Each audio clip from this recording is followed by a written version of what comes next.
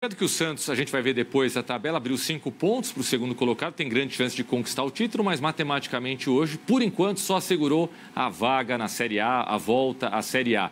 E aí, pensando ainda em treinador, Júlio, tem alguns técnicos aí que podem ficar livres no mercado, mas não sei se interessariam ao Santos e se interessaria a eles trabalhar no Santos. Por exemplo, Renato Gaúcho, se deixar o Grêmio, será que finalmente o tabu acabaria? Renato Gaúcho que nunca trabalhou em São Paulo. Nunca passou por ninguém, né? Aliás, acho que é o único personagem importante do futebol brasileiro, assim, com carreira como jogador, como treinador, carreira consolidada, que nunca trabalhou em São Paulo. Mas o Zico não rodou o Brasil.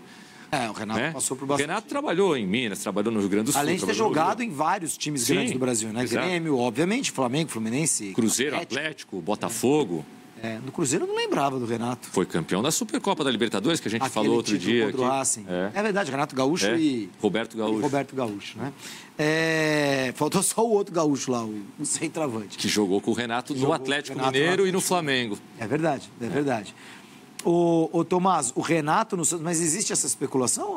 Não, é da minha cabeça. Enquanto no segundo tempo lá você estava pensando, tendo ideias e tal? Não, foi à tarde mesmo no rádio, porque eu confesso que eu concordo com você, não é sempre que isso acontece, até que no futebol bastante. Caixinha e Antônio Oliveira, eu tenho minhas sérias dúvidas em relação a eles, né?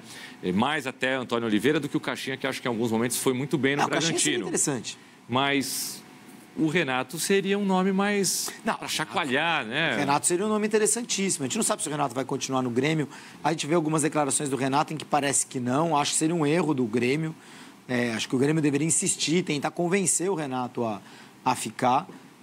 Porque a não ser que note ali um desgaste completo, mas senão é uma estabilidade boa para o Grêmio. Agora, se o Renato sair do Grêmio, eu acho que o Renato teria várias coisas interessantes assim, em comum com o Santos. O Renato é um treinador que gosta de jogar para frente, ele tem esse discurso, prática em vários momentos, né?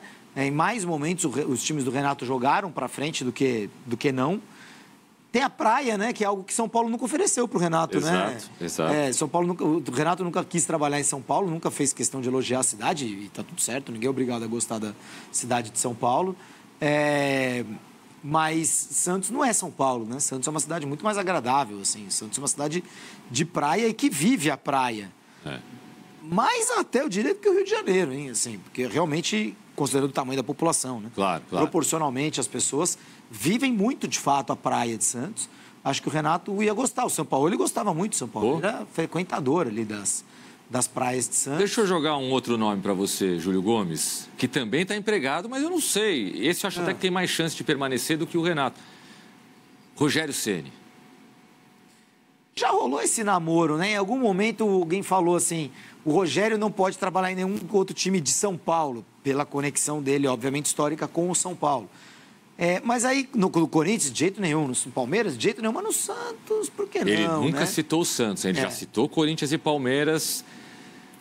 Ele não disse nunca, mas ele disse, dificilmente vai acontecer de eu trabalhar nesses dois times. Assim, quando você pensa no Rogério trabalhando em São Paulo, você pensa muito nos confrontos do Rogério com o São Paulo.